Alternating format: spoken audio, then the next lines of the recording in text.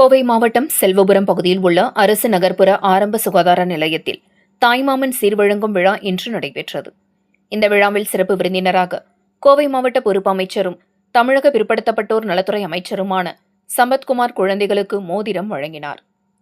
கோவை மாவட்டம் செல்வபுரம் பகுதியில் உள்ள அரசு நகர்ப்புற ஆரம்ப சுகாதார நிலையத்தில் தாய்மாமன் சீர்வழங்கும் விழா இன்று நடைபெற்றது.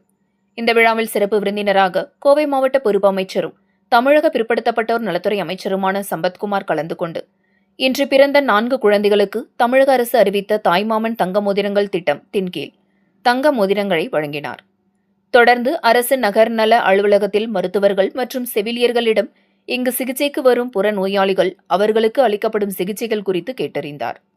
மேலும் மருத்துவ தேவைகள் ஏதேனும் உள்ளதா என்று கேட்டறிந்ததுடன் குறைகள் இருந்தால் தெரிவியுங்கள், உடனுக்குடன் நிவர்த்தி செய்து தரப்படும்.